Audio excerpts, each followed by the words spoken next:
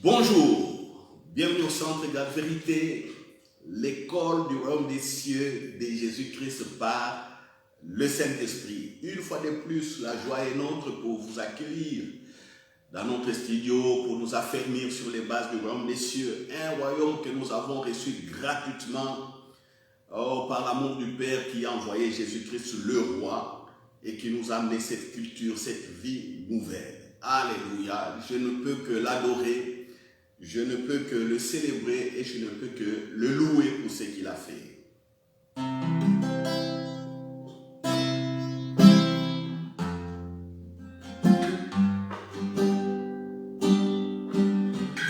Tu es le Dieu de ma vie. En toi j'ai trouvé les saluts. Reçois, oh Dieu, l'adoration d'un cœur que tu as sauvé. Tu es le Dieu de ma vie. En toi j'ai trouvé les saluts. Reçois, oh Dieu, l'adoration d'un cœur que tu as sauvé. Je vais t'adorer,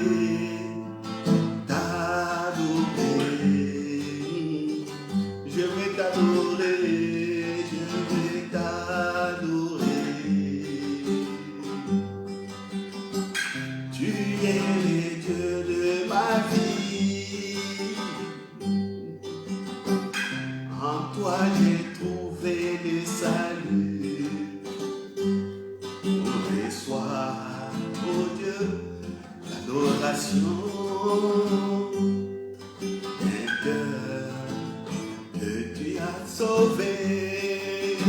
Je vais t'adorer, je vais t'adorer. Je vais t'adorer, je vais t'adorer. Et nous t'adorons. Et nous t'adorons. Père, nous t'adorons. Père, nous t'adorons. Tu es le roi des rois, oh Jésus. Tu es le Seigneur des seigneurs. Reçois, oh Dieu, l'adoration des cœurs que tu as sauvés. Je vais t'adorer, je vais t'adorer. Je vais t'adorer, je vais t'adorer. Oh, je vais t'adorer, je vais t'adorer. Je vais t'adorer, je vais t'adorer. Oh, je vais t'adorer, je vais t'adorer. Je vais t'adorer, je vais t'adorer. Je vais t'adorer, je vais t'adorer.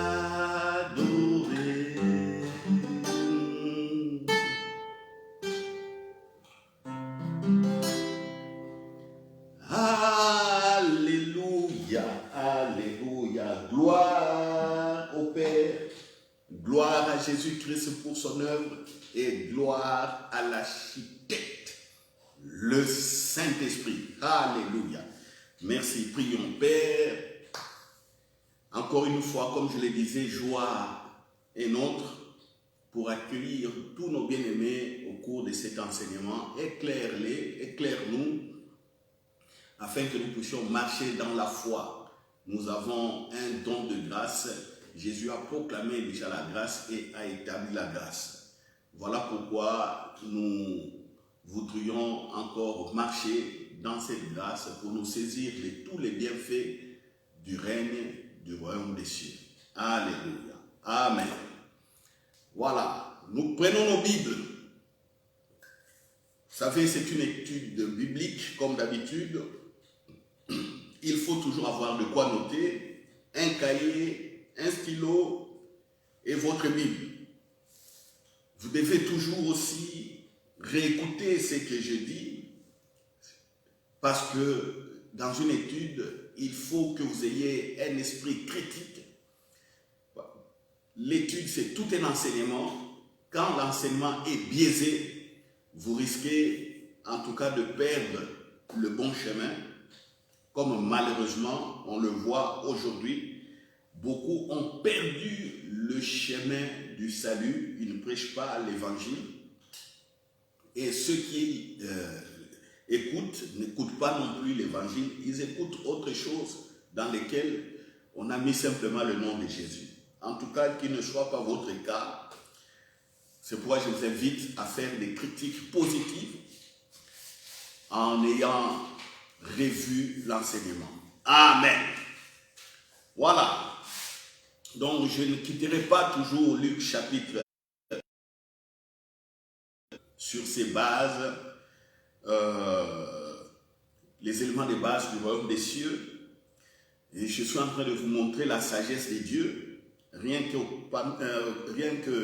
dans ces deux chapitres plus tôt, on voit que Dieu a déjà préparé tout ce que Jésus allait accomplir. Et en parcourant la Bible entière, on voit les racines ici et on sait avoir un fil conducteur qui peut en tout cas ouvrir notre intelligence. Aujourd'hui, je commence par le premier verset, donc dans Luc chapitre 2, je lis au nom de Jésus. En ce temps-là, à souligner en majuscule, comme on le fait d'habitude dans ces cours, souligner en majuscule. Même si la Bible ne vous appartient pas, souligner. Parce que le jour où son propriétaire la prendra ou la reprendra, il verra que des parties importantes ont été soulignées et ça va attirer son attention. Il va aussi bénéficier des merveilles du royaume des cieux. En ce temps-là, parut un édit de César Auguste ordonnant un recensement de toute la terre. Ce premier recensement eut lieu pendant que Quirinius était gouverneur de Syrie. Tous allaient se faire inscrire, chacun dans sa ville. 4. Joseph aussi monta de la Galilée, de la ville de Nazareth, pour se rendre en Judée, dans la ville de David, appelée Bethléem, parce qu'il était de la maison de la famille de David, afin de se faire inscrire avec Marie, sa fiancée, qui était enceinte. 6. Pendant qu'ils étaient là, le temps, soulignez encore une fois le temps, pendant qu'ils étaient là, le temps, où Marie devait accoucher arriva. Oh, rekataba soto robobobo sheyakata, alléluia. Oh, merci Saint-Esprit. Et elle enfanta son fils premier-né. Elle la maillota et le coucha dans une crèche parce qu'il n'y avait pas de place pour eux dans l'hôtellerie. Amen. Amen. Nous connaissons ces faits historiques que nous voyons dans des films. Voilà, quand on n'avait pas encore cette sagesse, on regardait les films et on voyait tout ça. Mais on va au-delà des films aujourd'hui, on doit tirer des leçons de vie, des leçons de foi pour nous. Je vous ai dit de souligner le temps. Le temps, dont nous allons voir le temps comme un des éléments des bases du royaume des cieux, ou encore l'observation du temps, ou encore le discernement du temps. Donc, ces trois manières de présenter nous montrent simplement une seule chose sur laquelle je veux que vous vous posiez donc par la foi afin de pouvoir toujours marcher dans la même cadence avec le Saint-Esprit et dans le temps fixé par le Saint-Esprit. Ici, à l'époque, le peuple d'Israël était donc sous la domination romaine. L'empereur romain ordonne un recensement. Il dit, voilà, je veux connaître le nombre de tous les habitants de mon empire. Quand on dit de toute la terre, il ne s'agit pas de la surface de la terre comme certains peuvent le comprendre. Là, il s'agissait en tout cas des régions, des territoires où l'empire romain régnait. Voilà, il y a encore une question de règne ici. Alléluia, ah c'est bien, c'est merveilleux, Saint-Esprit. Alors, pour se faire enregistrer, pour se faire recenser, excusez-moi un peu, ma voix s'est rétablie tout doucement, j'avais aspiré de la poussière, voilà, priez pour moi aussi, voilà. Je disais donc, Joseph et Marie, pour se faire recenser, devaient retourner dans leur village d'origine. Donc, même si ils étaient nés dans un autre territoire, dans un autre coin de la Palestine ou Israël, ils devaient retourner dans la racine. C'est là où on les connaît, c'est là où il y a la souche familiale. C'est là où on peut, par divers questionnements, approuver qu'il est bel et bien fils de ces territoires, que Marie est fille aussi de ces territoires et de ces clans. Voilà. Voyez le recensement. Aujourd'hui, c'est beaucoup plus facile parce que bon, les choses sont informatisées. On sait reconnaître le nombre des gens, surtout dans les pays développés, le nombre de gens dans ces territoires. Et tous les étrangers, en tout cas, après un certain moment, les étrangers étaient aussi reconnus. On leur donnait des titres de séjour des étrangers. Les autochtones avaient le droit de sol, avaient tout, en tout cas, en ce qui concerne leur origine et leur authenticité donc dans ces territoires. Mais tous les autres étrangers ont un fichier à part. Aujourd'hui, on sait reconnaître. Bon, les blancs comme les noirs, on sait reconnaître au niveau de la peau. Dans un territoire où il n'y a que des noirs, quand un blanc vient, on sait dire que c'est un étranger. Dans un territoire où il n'y a que des blancs, dès qu'une autre race arrive, on sait que c'est un étranger. Mais quand vous êtes entre vous, soit des blancs, soit des noirs au niveau de la peau, je ne suis pas raciste, il y a des moments c'est difficile de reconnaître l'étranger. Alors on regarde dans des profils. Alors si vous êtes habitué par exemple à vivre avec des Belges comme moi, je suis ici en Belgique, je sais distinguer par exemple des Belges, des Allemands, je sais distinguer des Belges de Français. Il y a toujours quelques traits au niveau des profils qui marquent la différence. Je sais distinguer des Belges par exemple, des Roumains, des Polonais, voilà, des Turcs. Bon, tous ont la peau blanche, mais par la morphologie, on sait distinguer au niveau donc des races. Mais regardez, à cette époque-là, on demande à ce que, malgré la morphologie, malgré toutes ces traces de profil, parce qu'il y a le métissage des populations, les étrangers se marient entre eux et commencent à habiter ces territoires. Après X temps, ils sont intégrés et c'était difficile aussi de reconnaître qui est étranger ou qui n'est pas étranger. Donc la bonne méthode, la bonne manière c'était de retourner dans le village d'origine. Parce que là, il y a la racine des familles. On s'est distingué. Il y a une histoire sur la famille. On s'est distingué. Plutôt identifier les grands-pères, la grand-mère et les arrières. Il y a aussi d'autres traits ou faits des sociétés dans la famille pour prouver réellement que vous appartenez à cette famille et à ce territoire et sol. Vous voyez? Donc, c'est ce qui s'est passé à cette époque-là. Joseph et Marie habitaient à Nazareth. Mais ils ont dû retourner à Bethléem, là où il y a la famille de Judas. Là où il y a leur origine. N'oubliez pas que Joseph est de la lignée de Salomon, donc de la lignée royale. Joseph pouvait aussi devenir roi si Israël n'était pas, en tout cas, tombé dans des péchés, parce que, bon, à cause du péché, ils ont été amenés à l'esclavage, et ainsi de suite. Vous connaissez un peu l'histoire. Et ils ont été occupés par des Romains, il y a eu plusieurs guerres.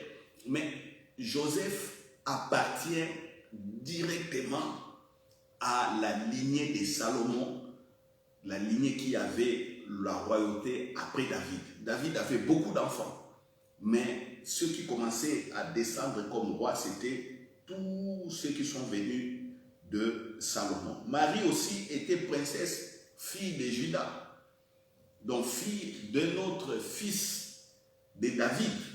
Vous voyez? Mais Marie n'était pas dans la lignée royale, elle était dans la tribu de Judas. Et le plus important ici, les deux rentrent à Bethléem. Et le temps où Marie devait accoucher arriva. Là, on est au verset 6. Le temps où Marie devait accoucher arriva. Et elle enfanta son fils premier-né. Marie a donné naissance à Jésus. Alléluia. Mais regardez les conditions dans lesquelles Marie a donné naissance à Jésus. Dans les films, et nous connaissons toujours que non, Jésus a été accouché dans une crèche. Et ça rend triste. Ça rend triste beaucoup de gens. Certains pleurent, certains disent, oh non, le diable a fait ceci, le diable a fait cela. Non, ici, il n'est pas question d'être triste, non, car le Messie est né, c'était un sujet de joie. Parce que plus tard, vous remarquerez que les anges ont chanté la joie. Les anges n'ont pas vu la crèche. Ça, on en parlera peut-être le mercredi prochain. Donc, l'effet le plus important ici, mis à part la crèche, c'est deux instants précis. L'empereur dort, il se réveille, il prend une loi, décret, allez, édit de l'empereur, recensement. En ce moment-là, l'empereur ne savait pas que c'était le Saint-Esprit qui le poussait. Vous comprenez? Il ne savait pas que c'était le Saint-Esprit. Personne n'a dit à Auguste César qu'il y a un Messie dans le ventre de Marie. Personne. Auguste César d'ailleurs adorait les idoles et autre chose. Ses généraux, son armée, personne ne connaissait. Son administration, personne ne le connaissait non plus. Mais il lance un édit. Vous savez combien de kilomètres il y a entre Rome et Bethléem ou Jérusalem? Et allez un peu voir sur les cartes. Il y a plus de 5000 km si je ne me trompe pas. Il n'y avait pas de bateaux. Il n'y avait pas de voitures. Non, plutôt, il y avait des bateaux. Qu'est-ce que j'allais dire? Il n'y avait pas d'avion. Il n'y avait pas de voitures. Donc, les deux modes de transport à l'époque n'étaient que des bateaux, des chameaux, des chevaux et des ânes. Il y avait aussi les pieds. On pouvait marcher à pied, mais qui pouvait marcher autant de kilomètres comme ça que personne. Donc, on devait soit monter sur un chameau ou sur un cheval ou prendre des raccourcis par des voies maritimes, les bateaux. Donc, à plus de 5000 km, quelqu'un écrit recensement. Donc, il y a eu un temps de parcours de cette décision pour que cela arrive à Jérusalem. Et pendant tout ce temps, le Saint-Esprit était derrière. Le Saint-Esprit était derrière. Le moment où il suscita l'empereur, le moment où les coursiers ont pris les courriers pour ramener à Jérusalem, ça a pris un temps. Je ne sais pas à l'époque, ça pouvait prendre combien de temps. Je ne sais pas. Mais en tout cas, au moins, ça pouvait prendre au moins 3 semaines à 1 mois. Si je ne me trompe pas. Bon, les historiens peuvent bien nous donner ce temps de parcours. Mais la décision arrive. C'est ce qui est important. Ce qui est important. Donc, Dieu, par le Saint-Esprit, pour que la prophétie biblique s'accomplisse, il a dû toucher les païens. Et les païens ne savaient pas qu'ils étaient dirigés par le Saint-Esprit. C'est ainsi que la prophétie de Michée, chapitre 5, verset 2, s'est accomplie. Je vais nous lire cette prophétie. Alléluia. Alléluia. Michée, prenons Michée, chapitre 5.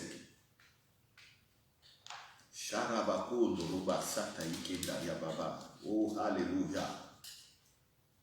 Alléluia. Ah, que c'est bon. Écoutez la prophétie de Michée. Donnez au moins 700 ans avant. 700 ans avant.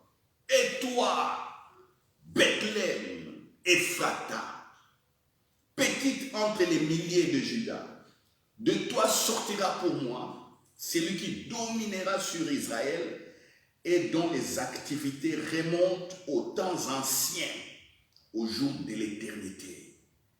Alléluia. Alléluia. Voyez, Michée chapitre 5, verset 1-2. La prophétie donnée au moins 700 ans avant s'accomplit comment? Le Saint-Esprit touche un païen qui dominait une partie du monde. Le païen écrit un ordre, édite une loi. Recensement. Joseph et Marie ont quitté Nazareth et ils ont parcouru des kilomètres. Ils sont arrivés à Bethléem et la prophétie s'accomplit. Marie a enfanté. Alléluia. Est-ce que vous comprenez quelque chose? Est-ce que vous comprenez quelque chose? Dites-moi Amen en écrivant quelque chose là. Dites Amen. Dites, oh non, pasteur, je commence à comprendre. C'est une étude biblique, donc vous pouvez envoyer un bon Amen. Alléluia. Est-ce que vous comprenez que derrière nous ou derrière les événements peut se cacher le Saint-Esprit, rien que pour notre bien et votre bien. Est-ce que vous comprenez cela? Savez-vous que vous n'êtes pas seul? Fils et filles du royaume des cieux. Savez-vous cela? Vous n'êtes pas seul. Le Saint-Esprit habite en vous. Regardez Marie. Marie porte la grossesse de Jésus. Le corps de Marie est le temple du Saint-Esprit. Joseph connaît que Marie porte en son sein le Christ. Joseph a l'information. Et Joseph veille à ce que Marie accouche de Jésus. Alléluia.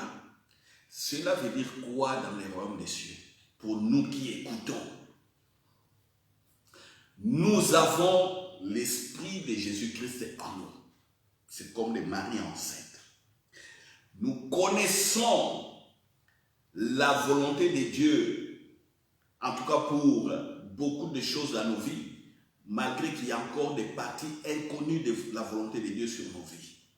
Nous les connaissons. Que devons-nous faire pour avoir toujours cette assistance harmonieuse et temporelle du Saint-Esprit? Pour que le Saint-Esprit, je disais, nous accompagne dans les temps fixés par Dieu, en phase, en harmonie. Alléluia. Alléluia. Je me répète, comme Marie et Joseph, nous aussi, nous avons l'Esprit de Dieu. En nous, nos corps sont les temples du Saint-Esprit, comme le corps de Marie. Nous connaissons aussi un peu la volonté de Dieu que nous gardons dans nos cœurs. Comme nous les connaissons, nous connaissons ces deux faits importants. Le Saint-Esprit est là pour nous accompagner dans les temps préparés par Dieu pour manifester ce qui est en nous, pour montrer les royaumes, pour nous faire régner dans notre héritage. C'est ce que je suis en train de dire. Comment une prophétie, une parole dite 700 ans avant a rencontré des concours de circonstances? Un roi, un empereur s'élève, il signe, ça parcourt des kilomètres, ça arrive à Jérusalem. Joseph et Marie aussi se déplacent. Arrivé à Bethléem, la prophétie s'accomplit. Alléluia. Frères et sœurs, je suis en train de vous dire ceci. Faites attention, vos corps sont les temples du Saint-Esprit. On a vu ça comme un des éléments de base du royaume des cieux. Faites attention sur la volonté de Dieu que vous connaissez. Parce que si vous continuez à mener une vie de désordre, une vie de péché, vous allez rater des concours de circonstances merveilleux comme ça, où on voit le Saint-Esprit en action. Les hommes font des choses autour de vous pour que vous soyez simplement bénis. Alléluia. Est-ce que vous me comprenez? Vous savez, cette partie, je le connais, ça fait plus, aujourd'hui ça fait plus de 10 ans au moins que je connais ça. Et je fais attention à l'intervention du Saint-Esprit par rapport aux temps et circonstances. C'est pourquoi, frères et sœurs, il ne faut pas toujours pleurer quand vous avez le Saint-Esprit en vous et vous connaissez la parole de Dieu, même rien que de simples petites révélations. Il ne faut jamais pleurer, il faut toujours faire confiance au Saint-Esprit et dans la prière, vous vous laissez conduire par le Saint-Esprit et vous devez absolument vouloir écouter le Saint-Esprit dans un seul à seul, comme je l'ai dit tous ces derniers temps. Allez voir nos vidéos sur notre chaîne YouTube Centre Gage Vérité ou sur notre page Facebook Centre Gage Vérité. Il y a toutes les vidéos, en tout cas une série de vidéos où je suis en train de parler de seul à seul avec le Saint-Esprit.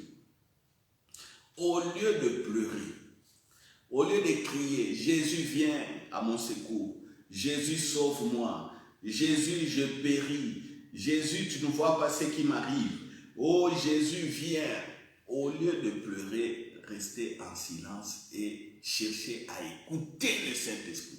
Votre corps est le temple du Saint-Esprit et vous connaissez aussi quelque peu la volonté de Dieu.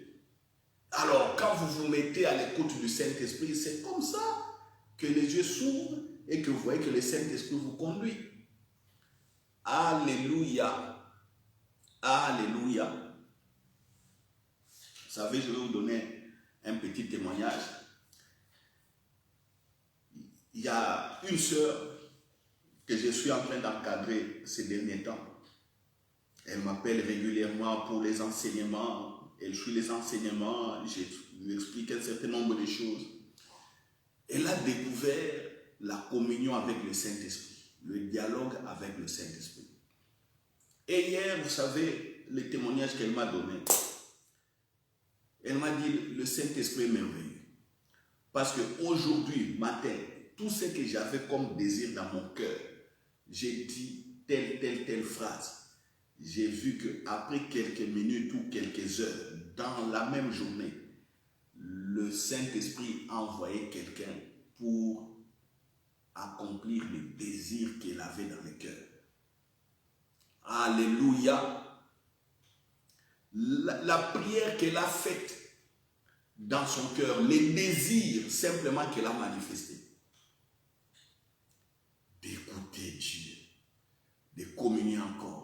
Le Saint-Esprit lui a envoyé quelqu'un qui a répondu exactement à ses désirs. Il me dit, en tout cas, pasteur, le Saint-Esprit est fantastique. J'ai dit, oui, c'est ça qu'on appelle la communion du Saint-Esprit. Même vos désirs, même vos pensées sont écoutées et sont répondues.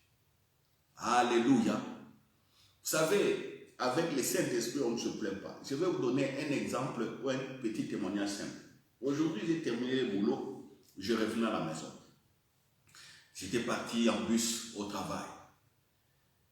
Et je vois un bus arriver. Un bus qui vient de la Flandre, de la région flamande. C'est le bus que je prends pour me ramener à la maison, non loin de chez moi, un arrêt non loin de chez moi à la maison. J'ai vu le bus et j'ai commencé à courir. J'étais un peu loin de l'arrêt. J'ai fait signe au chauffeur de s'arrêter à l'arrêt parce que je vais prendre le bus. Vous savez ce que le chauffeur a fait? Le chauffeur est arrivé à l'arrêt. Il a dépassé l'arrêt. Et moi, j'étais en train de courir. Or, les chauffeurs pouvaient s'arrêter et en quelques 5 à 10 petites secondes, j'allais arriver dans le bus parce que je courais. Donc, dès que le bus allait s'arrêter, il ouvre les portes, dans les 5 à 10 secondes, j'allais monter. Mais il m'a vu et puis il est passé. Vous savez ce que moi j'ai dit?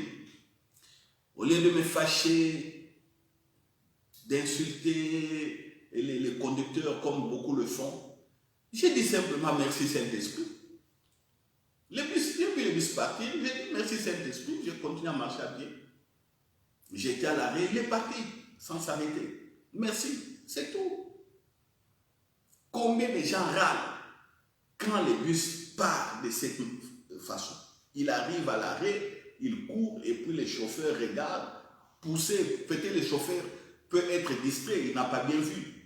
Peut-être bon, il veut récupérer les retards parce qu'il voit que dans son planning, il est en retard.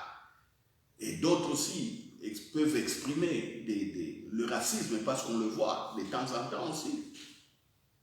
Mais moi, je n'ai pas dit que ce chauffeur de bus est raciste ou quoi. J'ai dit simplement merci Saint-Esprit, il est parti.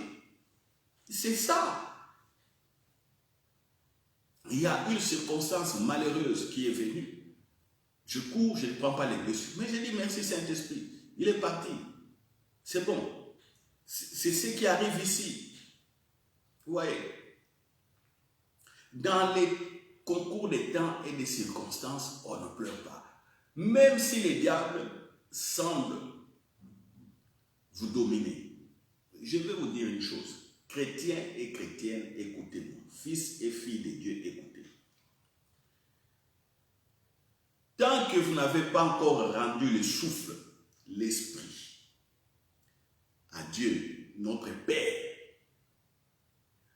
sachez que vous restez toujours victorieux, quelles que soient les circonstances et les situations.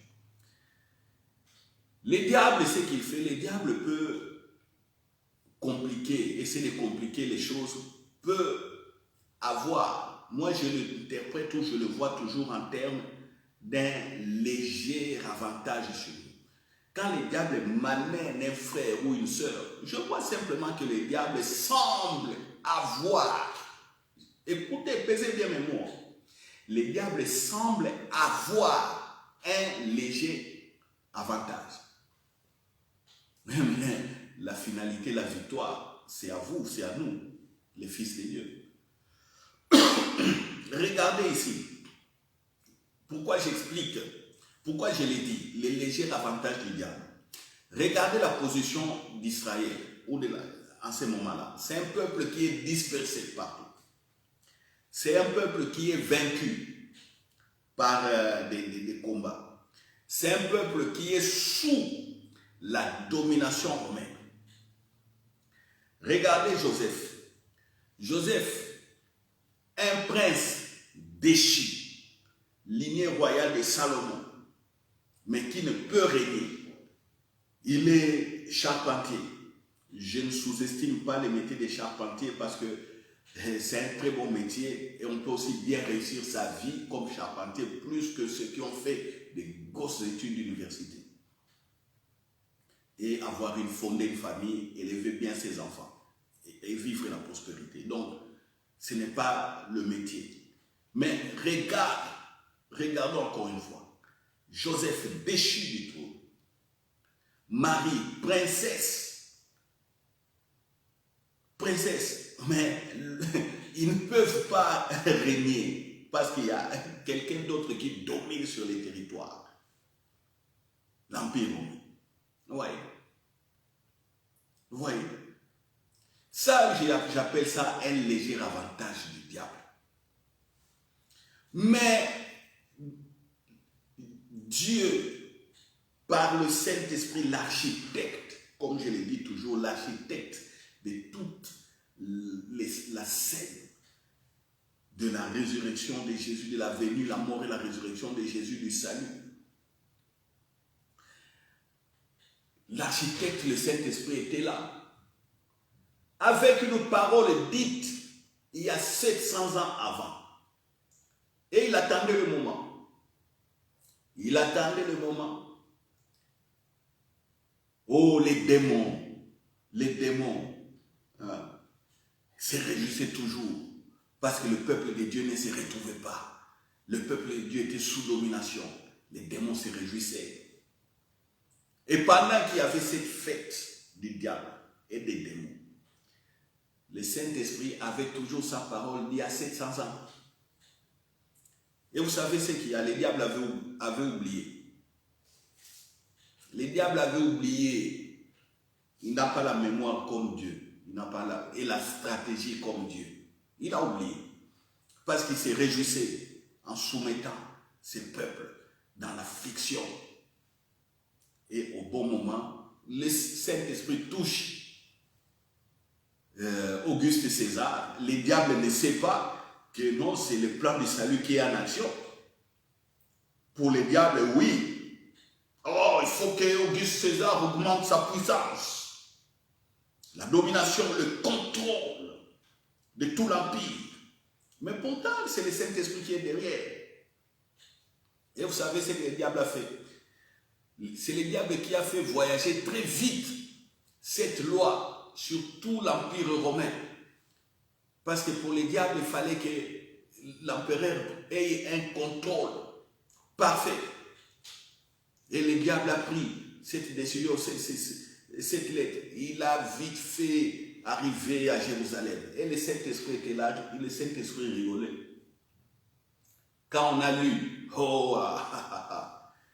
et les gens devaient quitter chaque coin pour aller dans leur territoire d'origine. Joseph et Marie aussi. Et Marie dans cette pénibilité des douleurs. Elle était enceinte.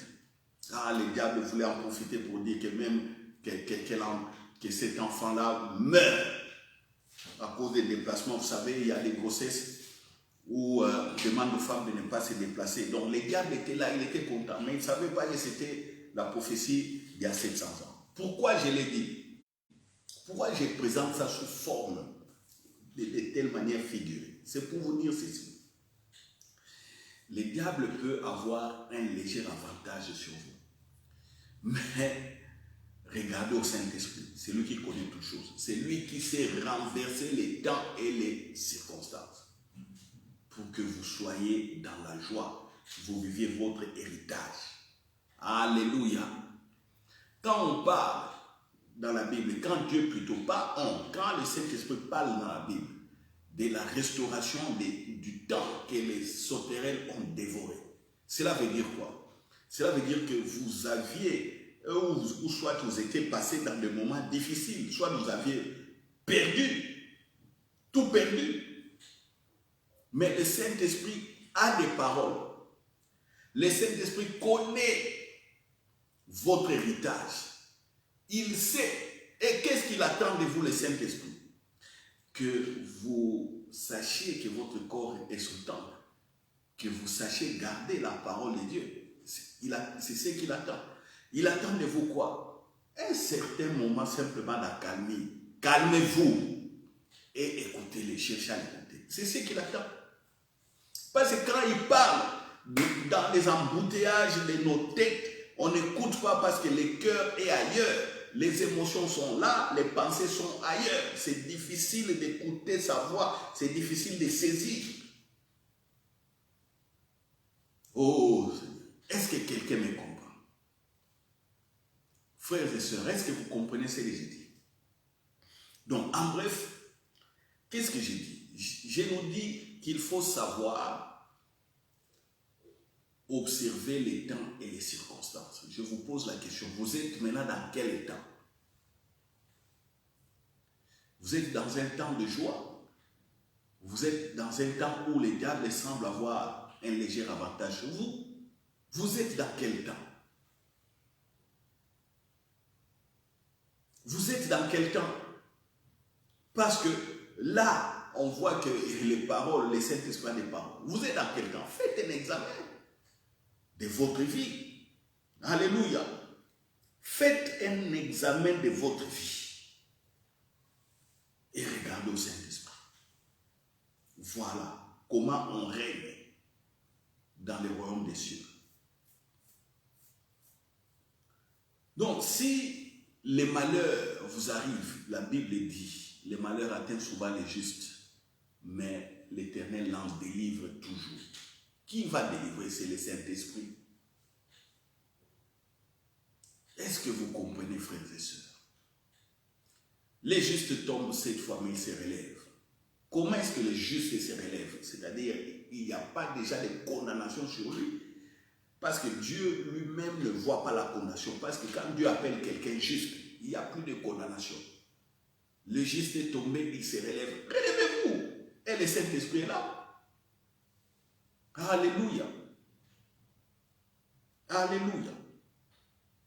Observez votre vie. Car dans le royaume des cieux, le Saint-Esprit a des temps et des circonstances pour votre bien et pour mon bien. Alléluia. Ce n'est pas des choses, il ne faut pas les crier. Non, restez. Il ne faut pas les chercher secours ailleurs. Tel que je vous parle là, chez vous à la maison. Faites le seul à seul avec le Saint-Esprit. Éloignez-vous des distractions. Vous dites, voilà, le règne est là, le Saint-Esprit est là. Parle-moi. Je suis là. Parle-moi. Ouvre mes yeux. Ouvre mes yeux. C'est comme ça qu'il y a des opportunités du travail. C'est pourquoi il y a des idées fraîches. Vous aurez des idées fraîches peut-être pour créer des entreprises. C'est pourquoi un tel obstacle, je ne sais pas quoi, quel est l'obstacle sur votre vie, vous allez le franchir, vous n'allez même pas voir que c'est un obstacle. Alléluia. La réussite aux examens, la solution dans des conflits, la sagesse pour surmonter les épreuves. Ouais. 700 ans, une parole qui a été dite, mais le Saint-Esprit rassemble et les hommes et les circonstances. Jésus est né avec eux. Le plan du salut en marche en action. Alléluia.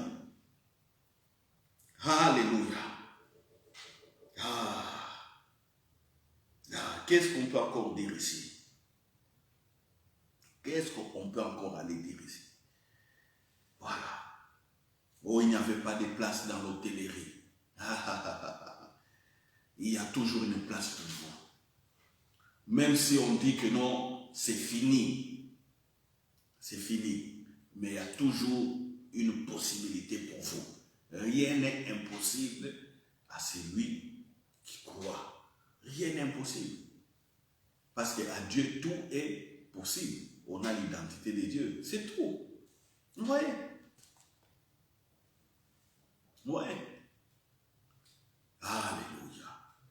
Alléluia. Oh, certains disent, oh non, le diable savait que Jésus allait naître. C'est pourquoi il a occupé tous les hôtels pour que Jésus naisse dans une crèche, là où il y avait des microbes, peut-être Jésus allait mourir. Non, le diable n'était pas aussi intelligent que ça. Non, il ne faut pas voir le diable jusque-là. Il ne peut pas voir cette intelligence. Sinon, s'il avait l'intelligence, il allait déjà bloquer Auguste César. Voilà. Mais c'est lui, le diable, qui a fait toutes les courses jusqu'à la naissance de Jésus.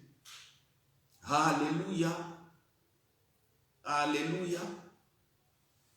Sachez que le diable aussi est votre coursier, votre garçon de course. Parce que les circonstances malheureuses qu'il prépare pour vous, Dieu va les retourner en de bonnes circonstances pour votre progrès. Alléluia. Alléluia. Ne craignez pas le diable. Ne craignez pas les sorciers. Ne craignez pas les démons. Ils concourent aussi. Ils concourent à notre bien. Est-ce que même Dieu dit, nos adversaires, quand on parle des hommes, Dieu peut rendre leur visage favorable à nous. C'est-à-dire Dieu peut changer leurs attitudes afin qu'ils nous soient favorables. Mais ces ennemis-là, généralement, sont poussés par qui? Toujours par les diables. Toujours par nos ennemis, les mauvaises personnes. Vous comprenez? Voyez? Joseph a été vendu par ses frères. Mais Joseph a compris plus tard, au moins après 13 ans, Joseph a compris que c'était le Saint-Esprit qui était derrière. Mais à l'époque, Joseph ne connaissait pas le Saint-Esprit. Joseph a dit Dieu. Quand il s'est fait découvrir par ses frères, Joseph a dit que ne vous affligez pas, n'ayez plus peur ou n'ayez pas peur de moi. Toutes ces situations qui me sont arrivées, Dieu l'a préparé pour que je puisse vous sauver la vie.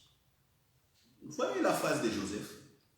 Vendu, près de mourir, emporté dans un pays inconnu, devenu esclave dans ce pays inconnu, mis en prison injustement, par la grâce de Dieu, élevé au trône, il règne.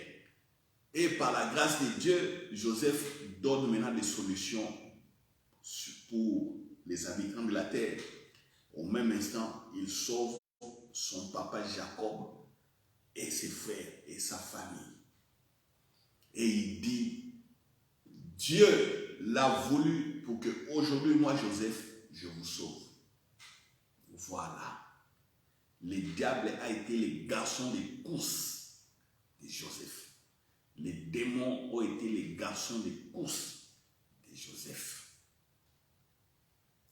Les sorciers de l'époque ont été les garçons de course de Joseph.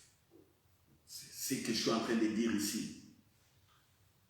Le faux, léger avantage du diable, c'est pour notre bien. Alléluia. C'est à nous de comprendre les temps et les circonstances. Et l'analyse du temps, c'est un élément important dans les royaumes des cieux pour notre victoire. Alléluia. Dites Amen là où vous êtes. Dites Amen. Alléluia. Alléluia. Je suis dans la joie. Je suis dans la joie. Je suis dans la joie. C'est pourquoi je vais encore chanter pour terminer cette partie. Père, je t'adore. Tu es le Dieu de ma vie. En toi j'ai trouvé des saluts. Reçois, oh Dieu, l'adoration. Un cœur que tu as sauvé. Je vais t'adorer.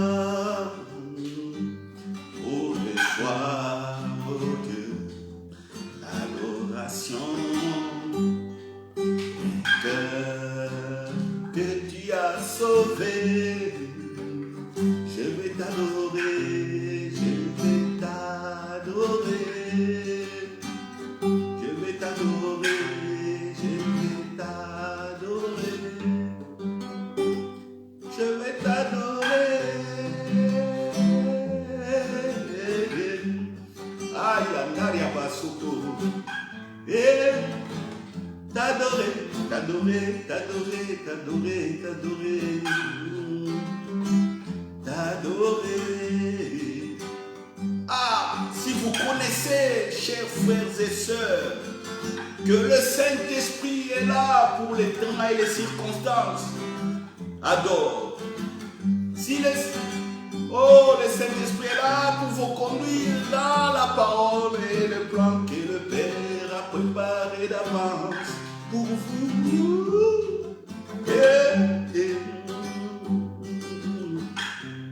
Je vais t'adorer, t'adorer, t'adorer, t'adorer, t'adorer. Je veux t'adorer. L'adoration est libre. L'adoration est libre. L'adoration est libre. L'adoration est libre. L'adoration est libre. Alléluia, alléluia, alléluia. Alléluia, alléluia, alléluia, alléluia. Je vais t'adorer.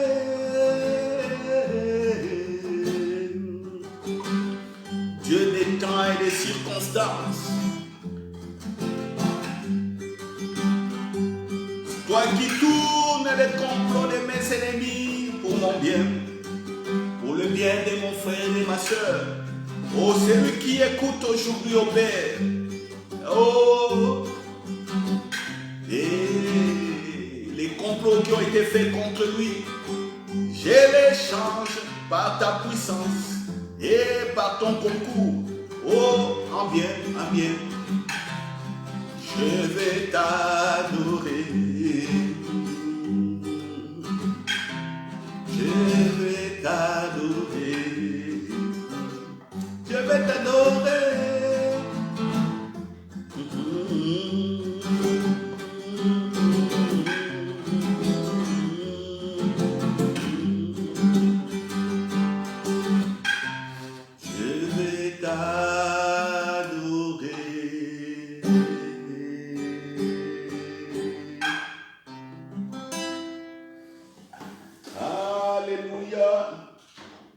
Cette adoration est aussi la prière pour clôturer ces temps de partage.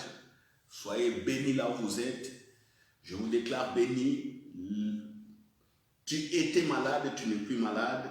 Reçois encore ta guérison qui est en toi et qui se manifeste par la communion fraternelle. En ayant écouté ce message, sois guéri mon frère, ma soeur. Au nom de Jésus-Christ, prospérez à tous égards comme votre âme a prospéré aujourd'hui. Au nom de Jésus-Christ. Amen. Voilà, pour ceux qui sont entrés en retard, vous allez avoir la vidéo tout juste après que je vais couper sur notre page Facebook et quelques heures après, vous l'aurez aussi sur notre page YouTube. Abonnez-vous, ça sera beaucoup plus simple pour avoir directement nos messages. Dès que c'est téléchargé sur nos pages, vous l'aurez sur vos smartphones. Alléluia. Vous savez, les conditions techniques sont parfois difficiles pour retransmettre tous ces messages à vous tous, nos contacts qui nous suivez. Mais si vous êtes abonnés, vous allez nous faciliter la tâche et vous allez aussi vous faciliter la tâche. Et vous recevrez donc le message instantanément. Je vous donne rendez-vous le dimanche à 11 h pour un seul à seul avec le Saint-Esprit dans notre culte de dimanche. Priez pour ces cultes et que Dieu vous bénisse. Amen. Ça a toujours été difficile de vous quitter, mais on reste en esprit dans le corps du Christ. I love you. God bless you. Amen.